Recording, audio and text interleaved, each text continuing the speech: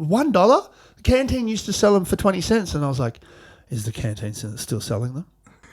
Go to the canteen and ask them for one. Go fucking do it. Take me home, I wanna know if you're down, ready to go. Wanna fly away with you, float away, fly away. Ladies and gentlemen, welcome to the Roadshow. Today on the podcast, we have a very special guest, SEVPICS in the house.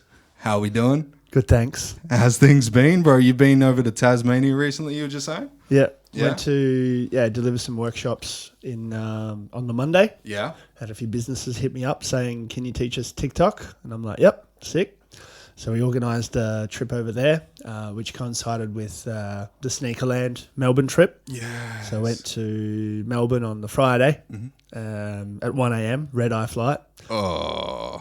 3 hours after, I got on the flight 3 hours after finishing a wedding on the Thursday. Bro, Yeah. that's rough. I was grateful it was on a Thursday though. Did you get some sleep on the plane? No, very little. Yeah. I was in emergency, but because I'm 6'10", Yeah. the curvature of the plane cabin, I was like this. Oh, no. I had the window seat, but It's not that great. enjoyable. So I landed at 7:30 in the morning in Melbourne, and I had my videographer come with me, so I took him with me, which is a milestone for me. You know, that was a $1,000 ticket, and then Tax straight- write-off. Yeah, exactly. So then we got to Melbourne, and our check-in was at 1 p.m. So we got So you had to stay there all morning? Or Yeah. did you just can you look after my bags and we're just going to have a look around? we did that. Yeah. We did that. But then we went, my wife was there as well. So she went a day earlier. Okay. I couldn't go with her because I had a wedding. Yeah. This is my life, by the way, every fucking week. So life of a photographer? Chaotic, yeah. Yeah. Creator, life of a creator. Creator, right. So were you doing photography at the wedding? Yes. Yeah, okay. Wedding photography. So Yeah. the thing that sparked my interest the most and made me go, oh, wow, I need to talk to this guy is literally the fact that you were a teacher Yep. and now you're a full-time creator. Yep. I make 6 times as much money as I did as a teacher. Wow, dude. Yeah. So give us that story. How did that come about? Like, what was your journey from going from a teacher Yep. and then being like, you know what, I can do Yeah. this full-time now? So I graduated my university from the university in 2017, and I had 2018. Time to hustle. It's time to, get some work in, get some relief teaching, substitute teaching, and by term 3 in 2018, I got a contract at a school. Rep. Shout out to Balladura. Shout out Balladura. Yeah. Fuck and yeah. then at the end of the third term, what happens is all the contractors get the flick because term 4 there's less kids at school because the year 12s have done, the year 11s are not showing up, and I was like, I'm not going to get any work here. But then they offered me another contract for term 4. I was like, how good? But I had one interview at another school that had a permanent job. Ooh. So I thought, okay, I'll do that interview. I probably won't get it because I'm less than 1 year out of uni. Yeah. But I got there. Hopes were high. Yeah, they gave me a call the next day and said, you've got the job. And I'm like, wow. permanent teacher, within 1 year out of uni. That's sick. Is that unheard of? Yeah. Wow. Yeah. Congratulations Thank you for that time. for that time. So, yeah, term 4, 2018, I'm full-time, person. Going teaching, maths, and something I didn't even study at uni for. I studied PE and science. But maths isn't hard. Like, Yeah. if If you know science, come Yeah, on. yeah, man. yeah. It's black and white. So I did that. I was stoked going into 2019 during the summer. I'm like, I'm getting paid. Life's good. Yeah. So then I got to pick up my hobby of photography a little bit more because I wasn't studying anymore and I wasn't hustling trying to get work. It was all sorted, $2,000 a fortnight in the bank for life. Security. Yeah, security. Yeah. I got job security. Yeah, fuck yeah. It was sick. And, the holidays and all that shit. And then, halfway through 2019, I'm starting to get a little bit itchy going, you know what? I could probably build up a wedding photography business here and probably more of a creative business here too. You know, there's demand for it. So I asked my principal, can I take 2020 off as a full-time creator and see if I can make it happen? She's like, yeah, no worries. Oh, wow. Yeah. So January 2020 starts and I'm like, right, I need to book 2 weddings a month to break even, to cover my costs. January, good. February, okay-ish. Who gets married in February? Come No. on. These are bookings. Oh, okay. Not Right. marriage. And then I'm like, oh, I could probably go back to school just like as a relief teacher, just for a little bit. And I hit them up. I'm like, hey guys, could I have a couple of relief days? Yeah. And they're like, yeah, no worries. Got there first week of March, and they said, we have one class we're desperate for a teacher to fill permanently. Would you mind coming in, you know, just to fill that class every week? I'm like, oh yeah, sick. It'll be a nice way to break up the day. You know, drive to school, do the 1 hour session, and then go back and do something else. It's like, I like that variety. I don't like that 9 to 5, go somewhere, stay there, leave, rinse and repeat. Yeah. I have a whole day of adventure, right? And I have a whole bunch of kids I can, you know, hang out with and stuff. And by then, my TikTok channel had hit like 150, 200,000 followers. So when I went back to that school, it was like God to them. They were like, oh, there's the TikTok teacher. Yes, that's So that was cool. sick. So I had built rapport with them. And then a week later, COVID fucking hit. And all the wedding stuff, all the photography stuff just went bust, just went pause. Yeah.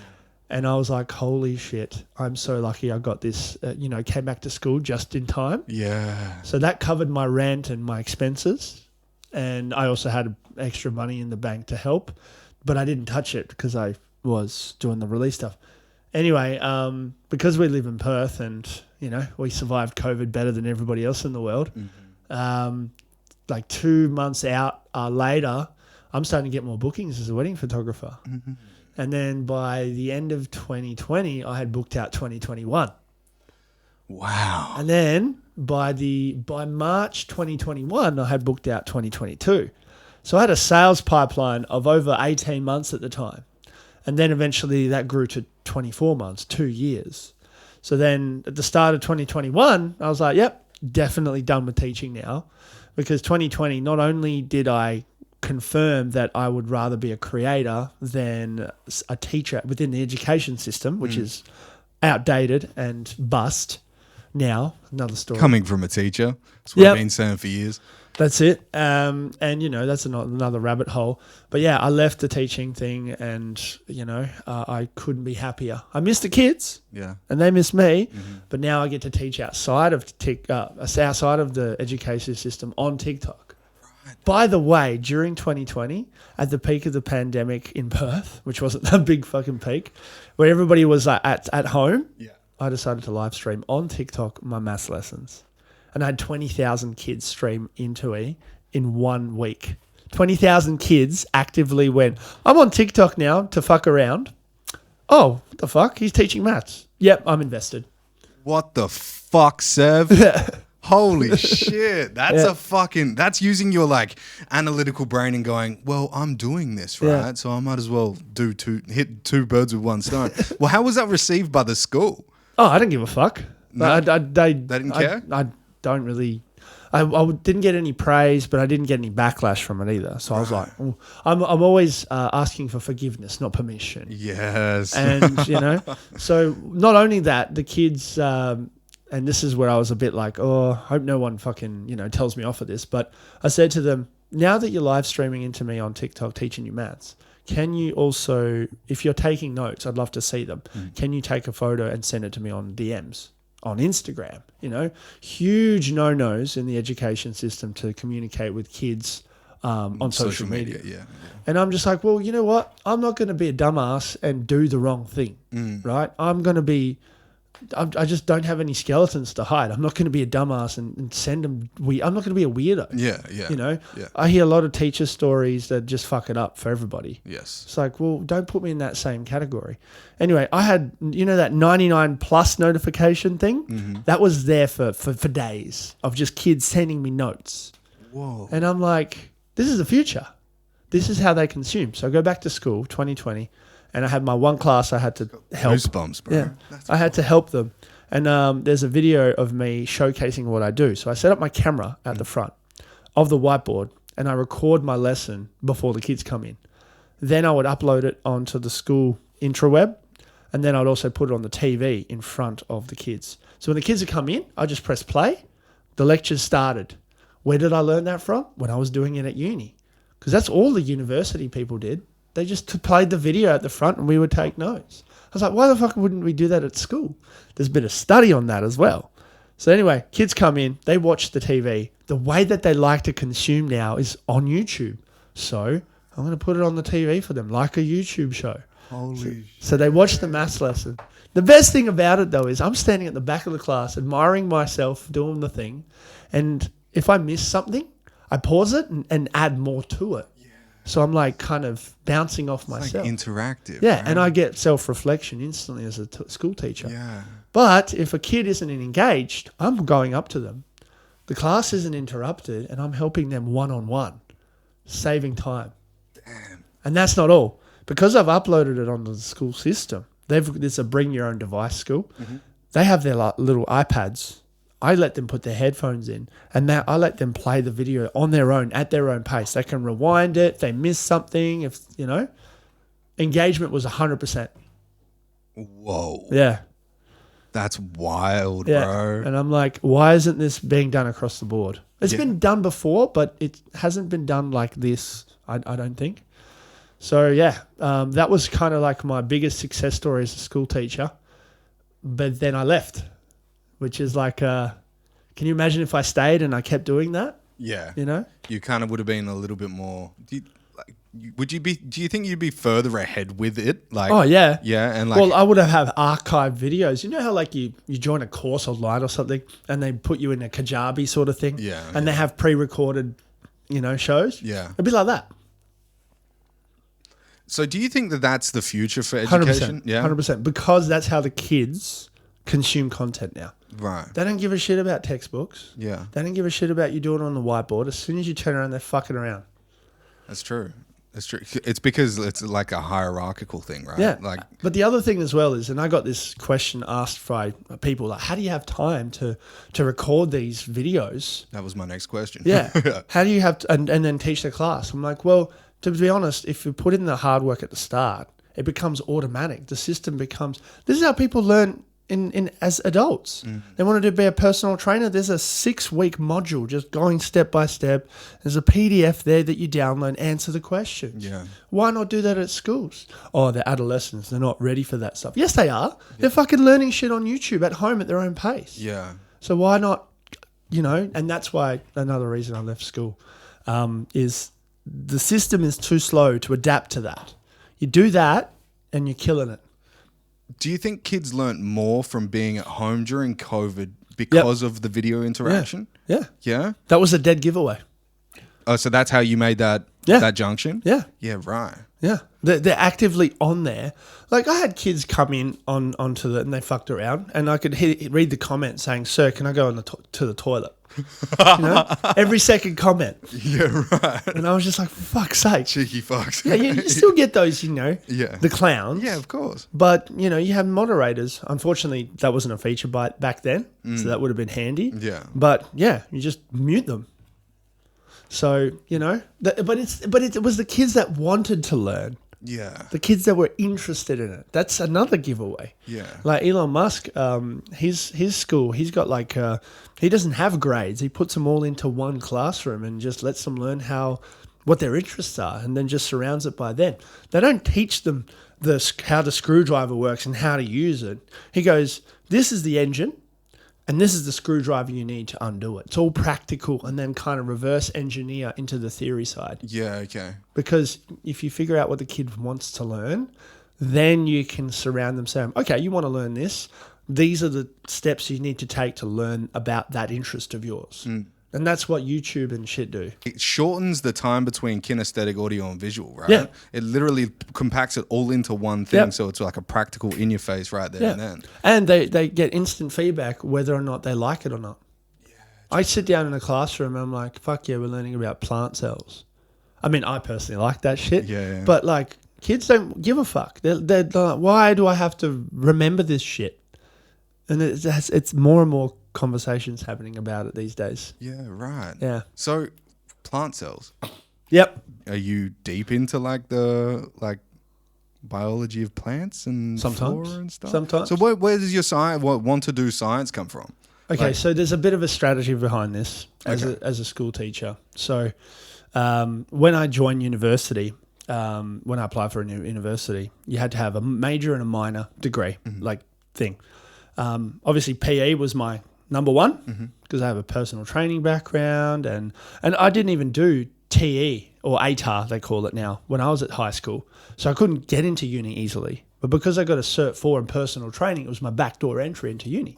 Oh, shit. And I never actually wanted to do university either. I started at 24, Okay. right?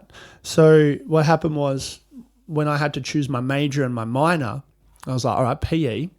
And then the minor was either most of the other PE students were going health, outdoor education, or something else to do with sport. And I'm like, well, why the fuck would I want to double up with that? If there's a science job that comes up or whatever, I can apply for that as well. If a science job comes up, I can't apply for it at all. I'm PE, that's it. Yeah. So when I finished university, the 140 odd people that did PE studies, their minor degree was pretty much the same thing. Like if you're teaching PE, you pretty much know health anyway. Yeah, fair call. But there's no fucking health jobs going, well, we need a health teacher. No, you don't see those. Sometimes you see the outdoor education teacher, Yeah. but there's a bigger competition pool for that. But then when there's a science job that comes up, I have best of both worlds to choose from. So because I had a science degree and there was maybe 2 or 3 other students in the whole of the university cohort of that year that had that same combination, I was able to spread myself wider.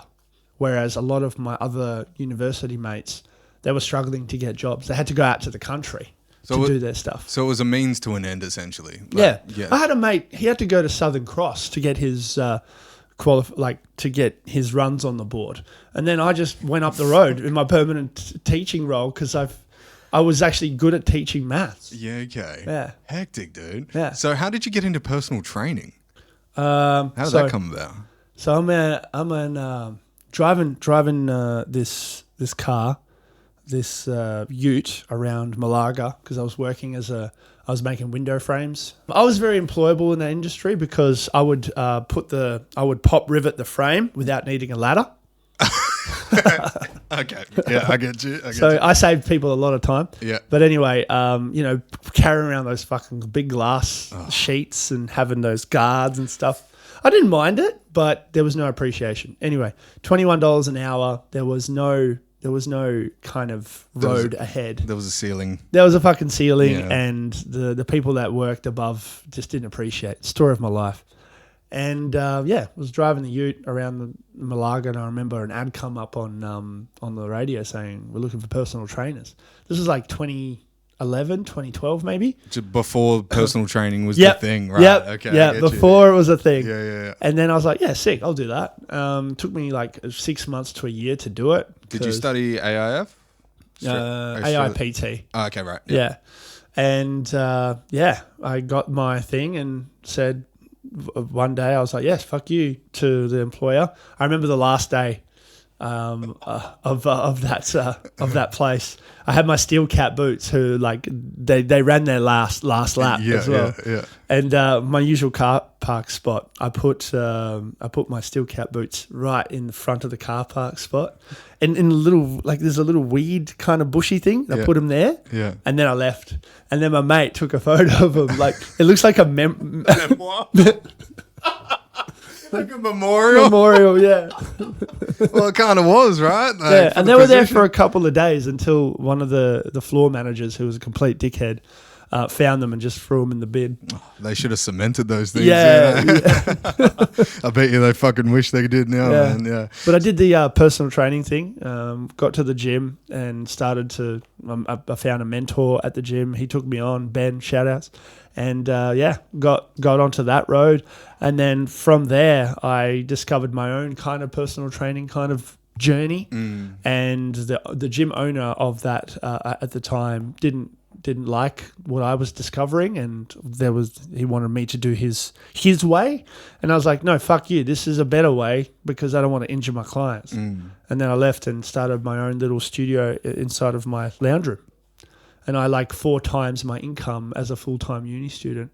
I had 50K. I was making 50K a year, clean, setting my own hours, whilst being a full-time uni student, whilst my uni friends had to work their ass off during the weekends, bartending or some shit. And I'm just like, and I had all the time in the world to play footy, which was what else I was doing. I was playing for West Perth at the time. Right. Yeah. Good team. Yeah, great team. They did well this year. Yeah. So you've kind of always had this hustle about you then, right? Yeah. You've always just found your way. That's what I'm hearing. Looking at my self-awareness, which is what I talk about the most in amongst everything, is you've got to pay attention to the gaps in whatever you're doing. The first gap is, do you actually enjoy doing it? And no, I wasn't. When I was at the gym, I fucking hated it because I had an external factor that I couldn't do anything about. He was a narcissistic asshole who kept, saying, nah, you got to do it like this. You got to do it. I'm like, how am I going to get ahead? I'm not happy here. So I left, did it myself, profited from it. Same with the school system. Same with photography, But the other gaps I find is what are my competitors not doing? Or what do I subjectively think that I could do better, and then hone in on that? And that's worked out for me for every industry that I've ever worked in. Yeah. And because I've noticed that pattern over time, I'm like, hang on, I've done that successfully to multiple different businesses and ventures that I've done. Well, fuck, I can actually teach these to other people. So that's where I'm at right now, because I've gone full circle. Instead of doing all these different things, I've gone back to my teaching, which I love. Creative teaching. So there's you've kind of implemented all things that you've done. Yep. Yeah. Wow. So that's a pattern recognition that I found about myself, the self-awareness over time. That's some inspiring shit, bro. I did a TEDx talk about it. I know. Yeah. I saw that shit. Yeah. Fucking congratulations on that. How big was that? Like, did that get received well? Yeah. There was at UWA last month, early October. Fucking TED Talk, bro. Yeah, TEDx Talk. It's a local one. It's a local one. Not but quite. It's still TED. It's still got the banner behind it and stuff. Yeah. So, but the video's not up yet. They're still processing it. There's a few others that they're doing. Yeah. And I'm hoping that TED, because they feature some of them on the main TED one. Right. If they feature this, it could be all new opportunities. I think probably like they're more likely to if you have the following that you've got. The leverage is great, but I want to make sure that they listen to the message that I say. Mm-hmm. It's like when kids come up to me on the street saying, Sev, love your stuff, love your TikToks, can I get a photo? I say to them, hey, I'm Sev, what's your name?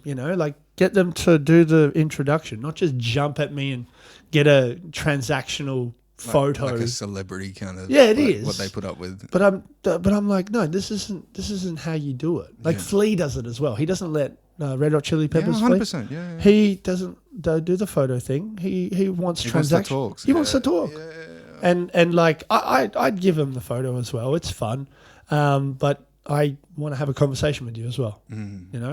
So, but I also ask him. It's like, what's your favorite video of mine? And some of the good ones, they go, oh, this one was the best. And I'm very impressed if they mention something like from a few years ago. Oh, right. Because then they've got a good memory and they've been a long-term fan. Yeah. If they mention like one of their recent videos, they're kids. I'm not going to judge them completely. Yeah. But what breaks my heart is when they say, oh, I like you because you're popular. That sucks. That's rough. And then that's where I'm now kind of moving into more of an educational play where, because I see kids follow, X, Y, and Z over in Hollywood and stuff. I'm like, what value does that person bring to you apart from buy my makeup line and buy my music and, I'm endorsing this product and shit, Like me because I'm liked. Yeah, don't do that. Yeah, fuck that, man. Like long term, 20 years from now, I want people to come up to me, maybe still want a photo, but I want them to tell me, Sev, I watched this video of yours and it changed my life. and now I'm doing this because of you. Thank you so much. That is so much more than like. Fuck yeah, and bro. we need comics, like we need comics to make us laugh. But at the end of the day, laughter is an instant holiday. Once you finish laughing, your holiday's over. Yeah. That's why people keep scrolling to get into the next dopamine hit. Yeah. Fucking. So That's like that Jim Carrey bit, right? Yeah. It's like coming is an instant holiday. Yeah. He's like, I gotta pay taxes. yeah, pretty much. So funny. But yeah, once your holiday's over, you go back to the real world. Yeah, 100%. And then, depression sinks in and stuff like that. So unless and that's why I like a lot of the comics, like Andrew Schultz and stuff, they ask to start, they talk about the real world shit. They're making more of an educational approach about it. Same with Dave Chappelle and, love that stuff. Yeah. But I feel like influencers and creators nowadays, they don't think of the bigger picture. They're like football players. They get drafted. They're rookies in their first year. They go all in, and the better ones invest in themselves, and then they go further. Mm-hmm. But the ones that just go, fuck yeah, I've made it, become complacent, they keep doing the same thing that got them there, they get washed out real quick. Yeah. And then they're in my DMs going, Seb, what the fuck? How come I'm not getting as much views anymore? How come you're still getting heaps of views? I'm like, who the fuck cares about views? Just be yourself. They niche themselves into the one category. This is the biggest thing creators are doing wrong. They go, right, this is what I'm popular for. That's all I'm going to do. 2 years later, or less than that, they go, I don't give a fuck anymore. Why am I not getting views? They can't shift to something else. Yeah. And that's where I want to help as well. Those creators going, you need to pivot. 100%. Sorry, that was like 4 rants in I fucking love it, dude. 15 minutes. Photos. But yeah, the whole lifespan of an influencer, and I hate the word as well, is Why? Because it's like there's I've got followers. I need to put on a show. No, just be yourself. You're just like you're more of a public figure. Like I'm a public figure. Yeah. Not an influencer. Yeah, I influence, but I don't influence people I don't want to influence people in buying products, right? Yeah, that's what a lot of influencers do, right? Yeah, That's they chase the bag. But my policy is I'm showcasing stuff that I personally use or really believe in genuinely. Yeah. If I get someone coming up to me saying, hey, Sev, can you promote this? I'm like, nah, not on my channel. I can do UGC for you guys, but Yeah. I don't give a fuck. But I've got a fuck off fee as well. Like, pay me this or nothing. And when they say yes sometimes, I'm like, oh, damn it. Let's do it. Then you got to go ahead with it. Yeah, but I have strict policies as well. So don't re-edit it. If you want to put it out as a licensed kind of ad that a lot of people are going to see, it's going to be more. And then they send me contracts trying to undercut me, and I'm like, no, I've got a lawyer. He's going to read through this. You better watch out. And he's a Harvard lawyer too, so he's legit. Yeah, American boy. Oi. Yeah. Yeah, some suits shit. I'm sorted. Yeah, and if the deal goes through, he gets paid. Yeah. If it doesn't go through, then yeah. And he only asked for 10% because I'm one of his early adopters. Oh, beautiful. Yeah, it's called Creators, for creators by creators. Okay. Yeah. Right. And is he based here? No, he's in America. Okay, Yeah. right. Fuck. Yeah. How'd you get in contact with him? He'd come up on my For You page on TikTok. He was talking about how he was top of his class at Harvard, graduated with honors and things like that as a lawyer. Damn. And he got into the law, the industry, got a dream job at his dream law firm, and then depression hit and realized this is fucked. This is toxic. I don't want to be here. So now he's a mental health advocate, and he's created a law firm to help creators not get stitched up by greedy brands and agencies. And I'm like, that's perfect. Wow. You're in my good books. And Yeah. And he's helped me draw up some contracts before and into the future, and just every part of a good human being that you'd want to be, that's him. Right. Just yeah. Yeah. Well, I'm in the music industry. Yeah. And so many artists get fucked on that Yeah. end. Like they think it's a good deal. Yeah. Get millions of streams. He helps artists too. Yeah. He'll read through it. He'll get you. He'll tell you what's up, what it means, and then here is his suggestions to edit it, and then invoices you at the end of the month, and it's fucking great. Nice. It's like that's how it should be. So you're doing talks now. I try to. So I've done a couple. Yeah. The TEDx talk was the main one, which was like peak early, But I'm also wanting to do more, go out to schools. Yeah. I've done a couple of universities as well for marketing, marketing schools. Yeah. To help the kids there. Wow. But ultimately, I'd love to, travel around Australia and the world to talk about, living your best life, really. How to live your best life without getting depression. Do you think that there's a means to an end within self-promotion for like people that want to get out of their 9 to 5? Do you think that if the curriculum was to change to the 21st century and actually like teach people like you can go out and do this for yourself, would that be a real thing? Or do you think like the government would push back because we'd have less nurses and doctors and police officers and all that stuff? Yeah, that's a great question. So what you're saying is the government wants that system to maintain to force feed people in the wrong direction. Correct. Yeah, that's evil. Yeah, 100%. So no, we need nurses now. You have to be a nurse. That's not a society that that is sustainable. I mean, I guess you could say that that's the current society without like kind of looking into it deeper. But like I've got nurse friends, for example, that fucking hate it. One I was talking to the other day, she got piss thrown at her and the bag fucking broke. And she goes to me, I'm thinking about, I should get another job. And I said, what are you doing about it? Like there's a means to an end in every career that you do. We're not meant to stand still and for 40 years, doing the same thing for 40 years, unless you're like super lucky and you find the thing that's just every day. But eventually you get bored. And I get bored within 3 years. I've changed careers 5 times in my 20s. I'm about to hit 32. Fuck knows what I'm going to do next. I'm loving what I'm doing now. I'm putting wedding photography on wraps at the end of next year. And people go, what the fuck? You're doing so well with that. I'm like, yeah, I don't care about the money. I'm results driven for myself. And, that's me though. Like the entrepreneurial stuff, people like comfort. But if they take the red pill, which is called the midlife crisis, and they realize, fuck, I haven't really done much else. But I'm stuck with a mortgage. I've got a family to look after. I haven't really thought about myself going into the future here. Do you know that 96.3% of people in Australia, when they retire, 4 years after they retire, they have to downgrade their lifestyle because they can't afford it anymore. They work their whole life to get to that lifestyle that they desire, and then they retire. They've got their super. 4 years later, they have to start downgrading. Fuck. Yeah. Unless, or they die. One or the other. Well, my stepdad said to me once, he goes, this is the best thing I've ever heard him say in my life.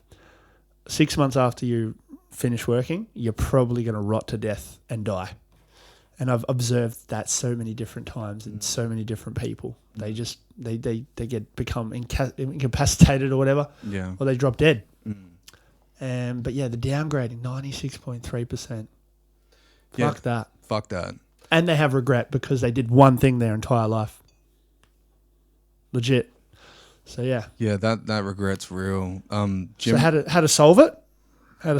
You're talking about the education system. Yeah. If the education system was to change and to succeed, the first thing that they would need to do instill is self-awareness.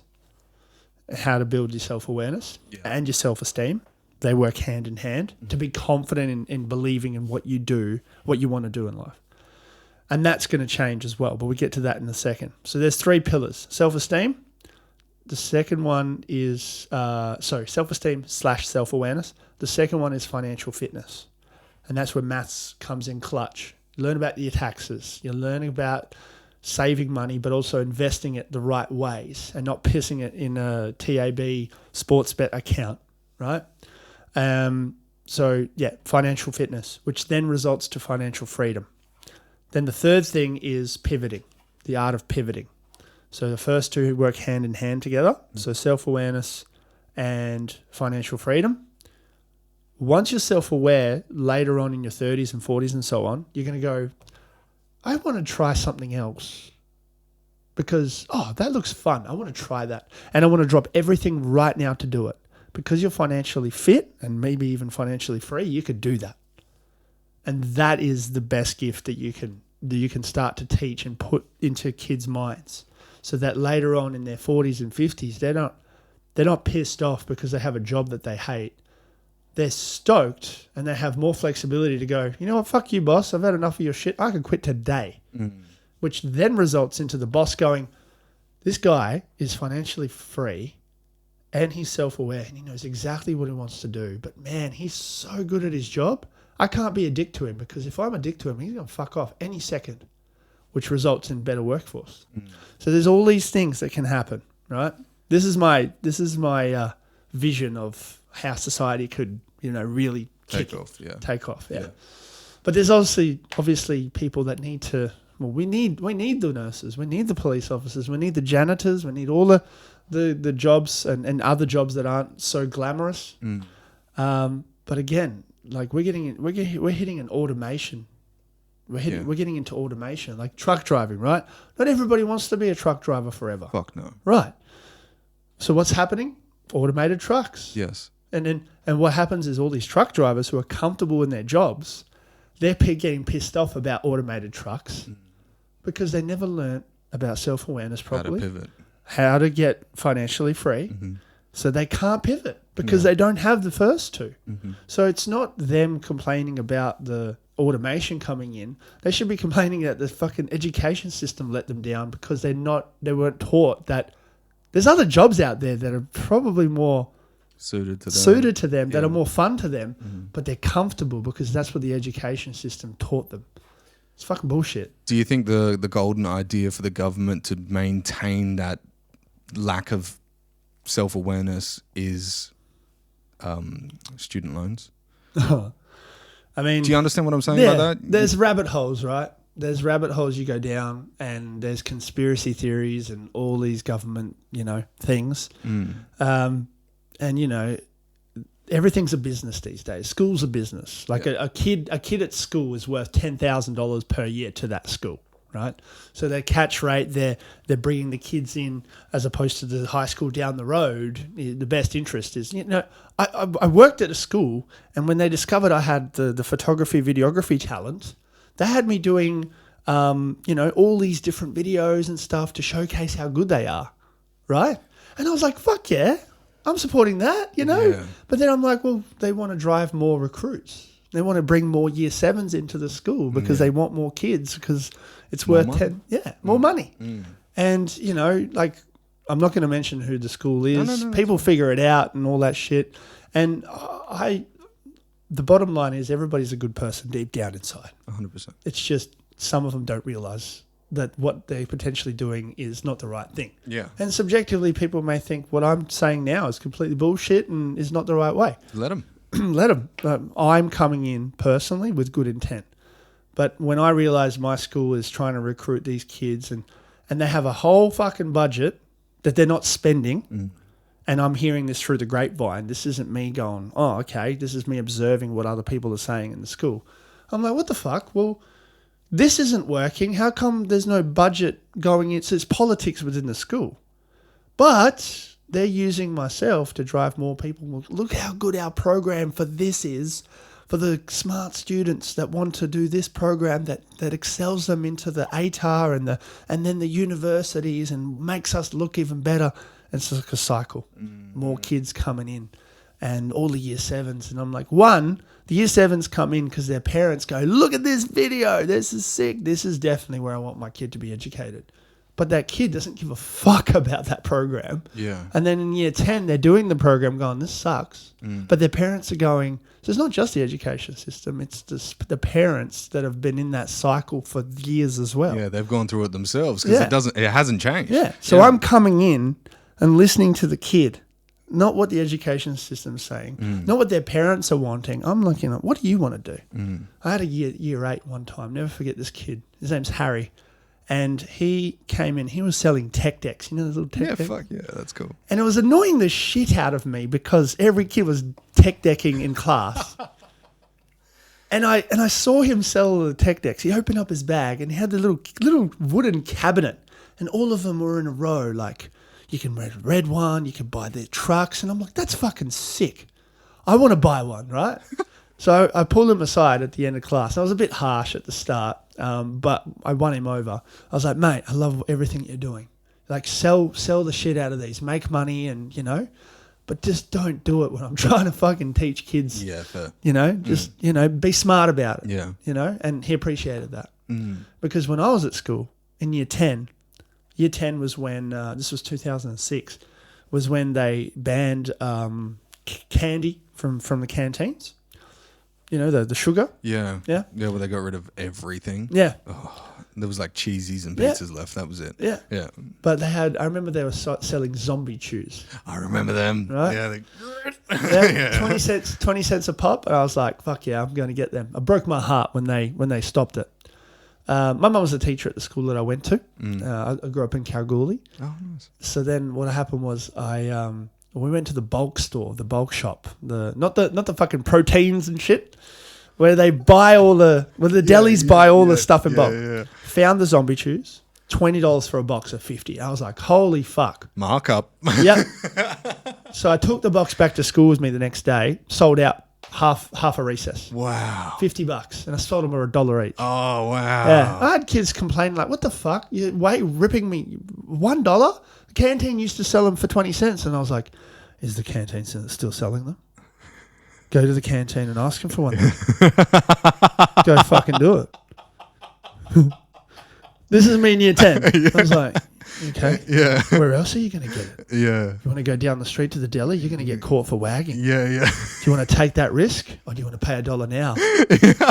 Buy two, get one free. You blackmailed him. Buy two, get one free.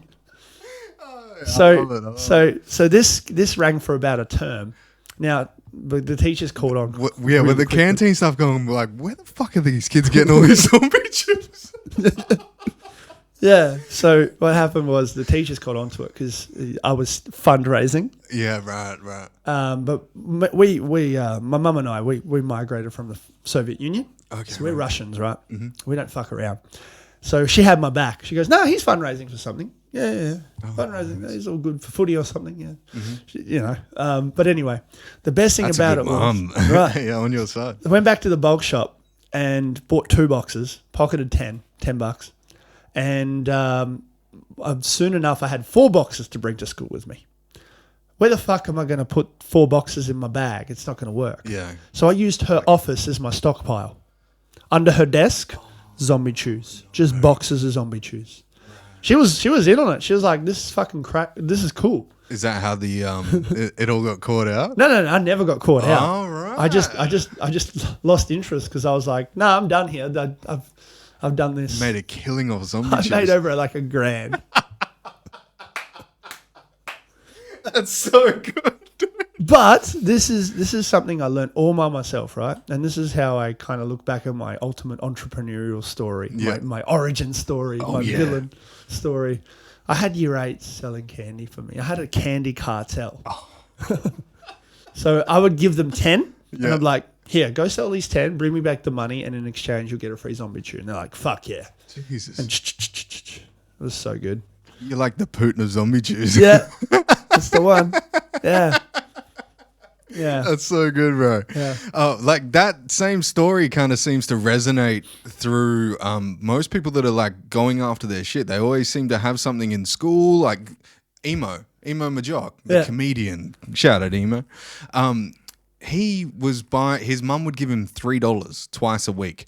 And he would go to the shops before school and buy a 4-pack of Schweppes, like sodas Yeah. and sell them for $3 or $2 each, and he would like over double his money, and then he would use that fund to go and like make more money. And that kind of entrepreneurial style it seems to set a precipice in your life to go like, I can do this myself. Yeah. Like my story personally on that was, my parents used to go to Bali all the time, and I've told this story a bunch of times. So I'll go through it really quickly. My parents used to go to Bali all the time. They used to bring back heaps of DVDs that nobody could find. Yeah. So me and my friend Alan Katak, who's now Champ Chong, he's a YouTuber, millions of followers. He and I used to burn onto DVDRs. We'd buy a DVD stack of 100 and sell them for $5 each. Yeah. You know, and we would have a list at the end of the day, and then we would go home and burn all these fucking DVDs. Yeah. It was funny as fuck. Yeah. So it kind of, that same story seems to resonate. Like you always have like a tipping point, like, something is lagging. So where can I fill this market share? Yeah. Exactly. Yeah. Yeah. How did you get into the photography? Like, was that like you had a friend that had a wedding and then you're like, oh, I can shoot now? Or did you like study wedding photography? Yeah. Sorry to digress so rapidly. So the origin story of photography in general, I was always had a little point and shoot camera on me. I was one of the white girls that would go into a club in 2012 with a fucking camera. And my mate told me, I was like, dude, what the fuck? White girls do this. What are you doing it for? I was like, I don't care. Fun. You know? And eventually I upgraded to a DSLR camera and then took that on. One of my friends, she said to me, you should take photos of people. I was like, okay, cool. Tried that. Got into street photography and then got into portraits. I love portraits. And then what I did was when Instagram stories first came out, I was like, hey guys, I'm in the city doing some photography. If anyone wants to join, let me know. Hit me up in the DMs. A week later, I had one person every night wanting to hang out with me. Oh, wow. And I had no TikTok followers. This is before TikTok. This is like 2018 or something. And 3 months later, I had 120 people rock up to an event. Yeah. Oh. Yeah. Holy shit. Yeah. So I built an instant network of people, creators within Perth in the space of 3 months. Was that monetized at that time? I tried to once. I did it successfully, but I wasn't in it for the money. Again, I'm not money driven. It's a results thing. Right. I got connected with Camera Electronic, which are good friends now. They sponsor my podcast. So it's like a whole thing of just doing it for fun, doing it for the love of it, doing it with intent of just doing it because you love it. And then the money will come. All the sponsors and shit will come. You hear this shit all the time from people saying it, and you're like, fuck, but... Just patience comes in. Very cliche Clutch. kind of thing. Oh, dude. But it works. But if you come in because you love it, you're going to win. If you do it for money, you're not going to win because you're going to sound desperate. I was never desperate. So then what happened was a guy hit me up saying, Sev, do you want to do a second shooter job for a wedding I've got? I'm like, fuck no. Sounds terrible. It's like, sounds stressful. He goes, you got nothing to lose. If you fuck it up completely, that's fine. Because I just need you in the background just in case. I'm like, okay, fine. Loved it.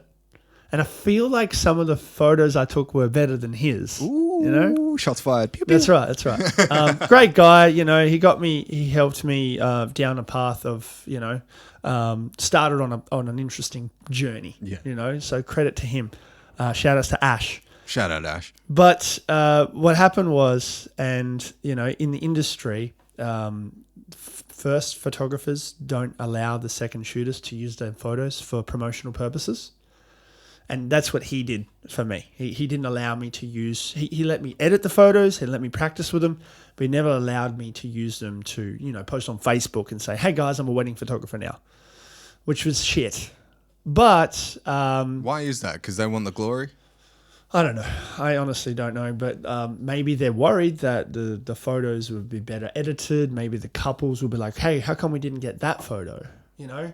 And there's every right. There's good things about that. Makes sense. But I was like, you know what? I'm going to get a wedding. I want to get a wedding under my belt to myself to prove that I can do it myself. And I did it. And the way that I got my first wedding is another crazy story. I don't know if we have time for this. Let's go. Let's do it. Yeah, all right. So, So a friend of mine at school, her name's Kelsey. Shout out to Kelsey. Kelsey, that I worked with at the school, she's into the wedding game as well. She's like a decorator or whatever. And she goes, Sev, there's an expo coming up in late January. This is 2019. Yeah, January 2019. I'm like, yeah, sick. Sounds good. See how we go. And I'm trying to get a couple bookings, and I'm still not giving a fuck because I've got a full-time job as a teacher at that time, whatever. And January, we're going to Japan. We're going snowboarding, right? Had a good time. Come back at the end of it, and 3 days later, the expo's happening. It's in the Swan Valley. And she reminds me, Sev, you still going? I'm like, oh, fuck, I forgot. I've got nothing. I've got no printouts. I've got no books, nothing. I've barely done 2 weddings. Oh, shit. So I was like, fuck, how can I still do this?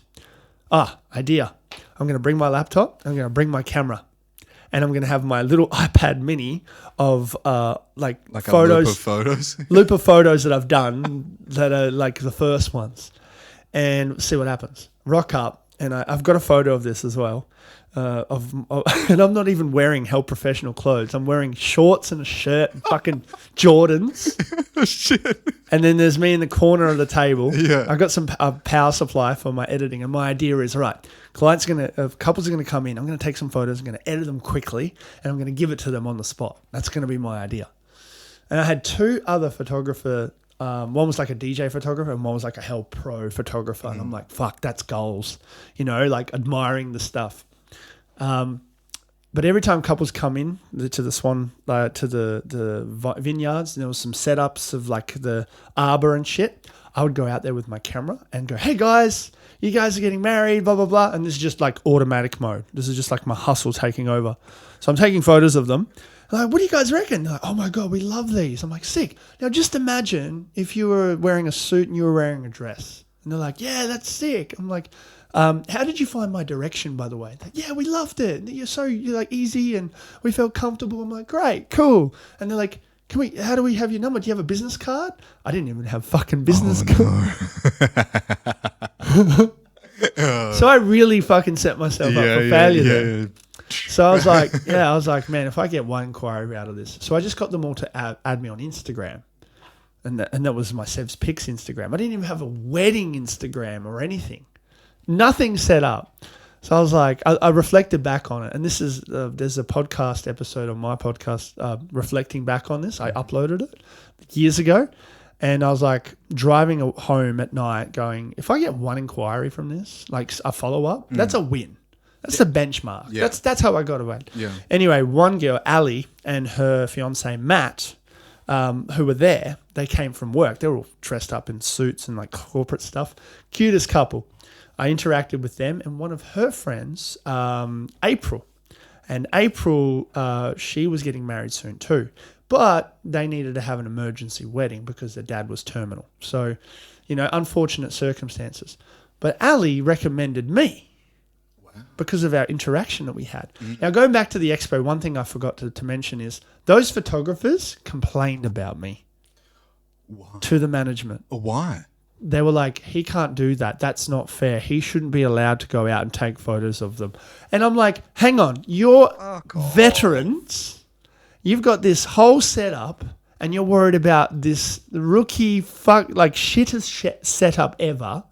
And I'm like, you guys are fucking pieces of shit. Yeah. I've got this idea, right?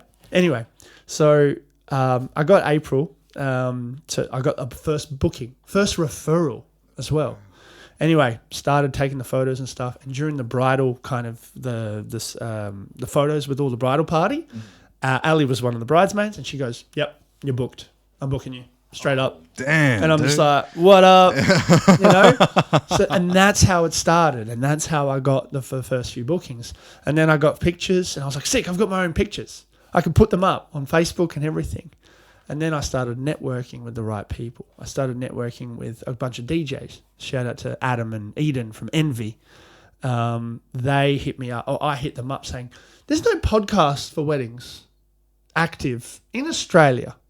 Why the fuck would we not start one ourselves?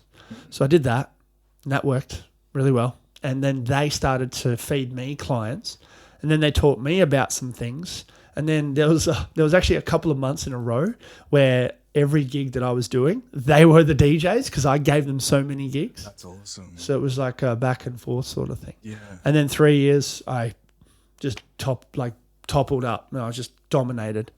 Wow. And I took that original idea and of me going to the expos with a camera and went to the big expo, the big wedding expo at the convention center. And it costs about $500 a booth to set yourself up and stuff. And I'm like, not a bad price.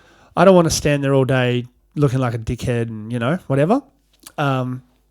So I hit up the organizer and I was like, hey, I will take free photos of this event for you. Do you have anyone doing it? They're like, nah. Are you sure you want to do it for free? We can pay you. I was like, no, that's fine. It's fine. One condition.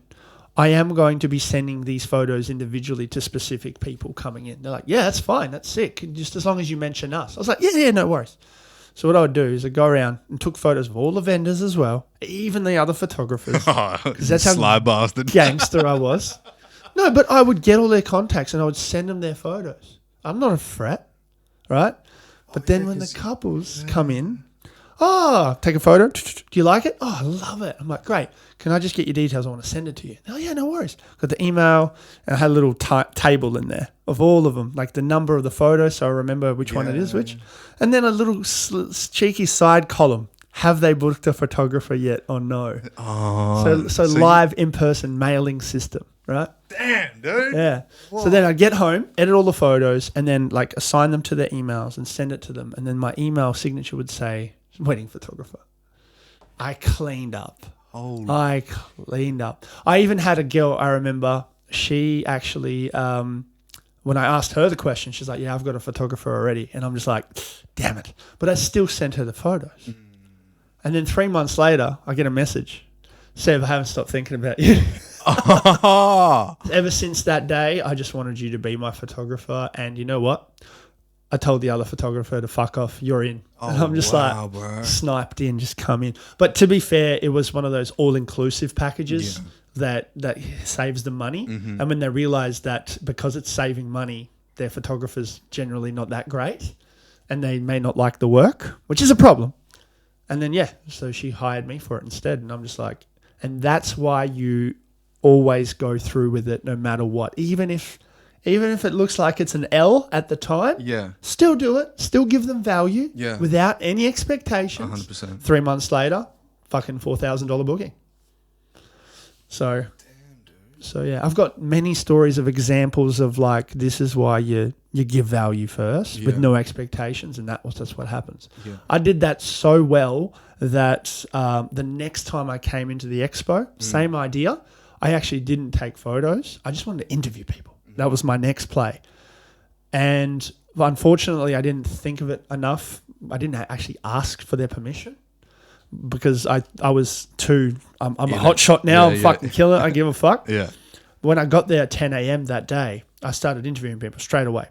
And I would tag the relevant people, even them. And that expo they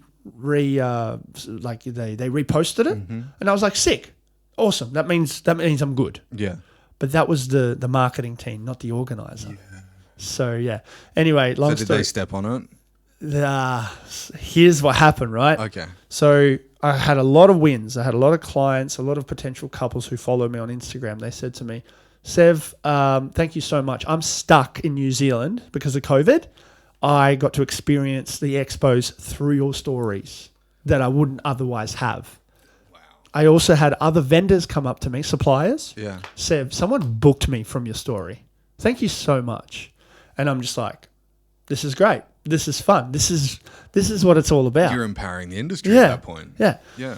One of the mistakes I made that didn't sit well with a couple of the other vendors was I wore my, those DJs I mentioned, Envy, I wore their shirt. Oh. So I felt like, and at the end of the day, 4 p.m, everyone's packing up. The organizer comes up to me and said, Sev, you're not allowed back here. Sorry. We had too many complaints about you. And I'm like, who the fuck complains about me? And they're like, people were saying you were directing everybody to the Envy booth. And I was like, no, I wasn't. But they assumed because I had the shirt. So there was, okay, I see where the discrepancy holds. But the final kicker was people were saying that I was charging people $50 per interview on the story. What the fuck? And I was like, what the fuck? I was like, no way that, anyway, No bad blood on her. She has she wants to keep everybody happy and at the sacrifice of me, and I'm just like, that's a shame. But by then I was colossally booked out anyway, and I was like, you know what? It's just this universe telling me, okay, you've done it, but do you really want to push forward with this anymore? Because I had heaps of other ideas to go on with that. That I tried to do, but then I binned it straight away because I was like, nah, actually, the wedding industry, there's a means to an end here for me. I don't want to become the top voice of it or whatever. I want to just teach people how to excel their business into it. And that's what I did. Have you always had that kind of drive to do something different? Yeah, so disruption, yeah. Yeah. One of my mentors said to me, and I'll never forget this, this will be on my tombstone,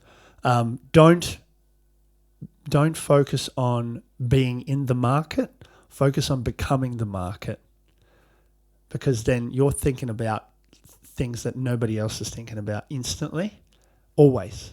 How do you interpret that? So, like for yourself? For myself?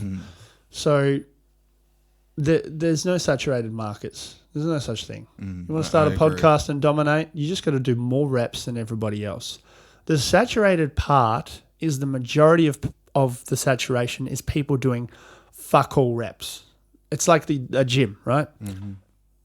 A gym survives off of 1,500 memberships. There's only ever 100 people in the gym. Exactly. That's the analogy. Yeah. So if you want to join an industry or start something, a business up in something, yes, there's lots of competition, but doesn't mean all of them are doing well with it. They're there. Maybe they're good on paper, but that's where you come back to going, what are they not doing? Or what do I think that I could do better than them in the way that they're doing it? And just go for it. And people will start copying you. People will start going, that's working for him.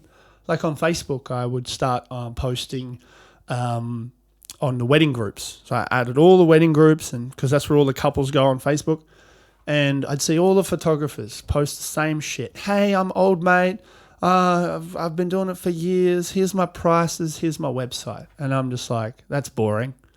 That's what everybody else is doing. And then when a bride, God forbid, she goes, hey, I'm looking for a wedding photographer. Within 30 minutes, there's 100 comments of all saying the same shit. And I'm like, she's going to be overwhelmed. How do I come in clutch with this? So 3 years ago, I would come in and go, hey, Sally, here's a photo I took last weekend. If you like it, hit me up. Dominated. Whoa. Now, when you go to those groups, that's everyone's doing the same thing. Right. But then when that happens, and this is what people fear, right? People fear people start copying. That's nature. That's what's going to happen. It's called evolution. Yeah. Right? If someone's doing better than you, you want to figure out how, so then you can, add that to your belt of tools. So what is something that you can find that nobody else can match? And that is your personal, unique self. How do you express that apart from your product or the obvious service that you get? Hey, if you hire me as a photographer, I'll be your photographer. No shit. But what is the result of them hiring you specifically? That's what you got to market. Once you figure out how to do that, you'll dominate. But only if you come in with true intent. So what I did was I utilized my TikTok skills and all those videos I made. And I'm like, you know what? I'm going to start a TikTok account just for weddings. And I'm going to post that in those wedding groups. Dominated. Still to this day, nobody's doing it like I did it. Wow. So was that your SEVPICS page? No, Sev's Weddings. Sev's Weddings? Yeah. Right. So what I did was... Is that still live? Yeah. Yeah? Yeah, okay. Still there. I'll put that up on the screen. One of my favorite success stories from doing that is I went to the American side of TikTok and looked at the wedding TikToks that people were making. And I found one video of a girl showcasing what else she brings to a wedding apart from herself and her cameras. And I was like, I do that. I genuinely do that. So I made that video. I got 20 inboxes a week later and booked 5 at $3,500 each on average. So I made over $17,500 in a week from doing that. I've got all the stats to back it up too. You know how people like say, "Oh, I made $17,000 in a week." I've literally got all the stats backing it up. Whoa. So, yeah, and I was like, "Holy fuck, I'm going to do that again," and I did it again. Bang, bang, bang. 500,000 views, 700,000 views. I was like, and then I would go on my Instagram, and I'm like, guys, wedding photographers, whoever, get on TikTok. Yeah. Still, to this day, no one's done it as good as I have. Fuck, man. And I'm like, you guys are missing out. And like, I do talk about money every now and then. I don't want to come across as a flex or whatever, because every time I hear someone say, "Oh, I made this much money," oh, you can too. Yeah. But I made 150 grand every year since leaving school, just as a wedding photographer, because of TikTok. Holy shit, Sev. Yeah. What the fuck? And that's why I left as a teacher, because I was like, I'm not making 75K a year to do underappreciated work that I have all these amazing ideas for. They're going to get cut down by an institution. But if that idea works, guess who takes all the credit? The school. Fuck that. Not the school, the education system. Oh, okay, right. Fuck that. I'm out. I'm going to build it this way and then see what happens. Fuck. Yeah, 150 grand. Yeah. I have some financial questions that I might ask you off the podcast. There's some other stuff. Like there's some financial shit that I talk about. Yeah. And I'm very careful about making it not financial advice, but it is common sense. I actually call it advanced common sense because it's so obvious, but people just don't see it, right? The ultimate goal for everybody should be to buy their time back. And to buy their time back is having a freedom generator that pays you money without you doing anything, right?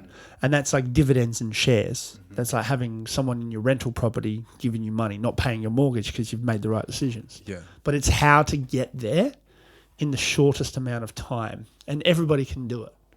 It's just a matter of, are you willing to? Yeah. Are you willing to is the biggest part of it. Yeah. Okay. Top 3 favorite books.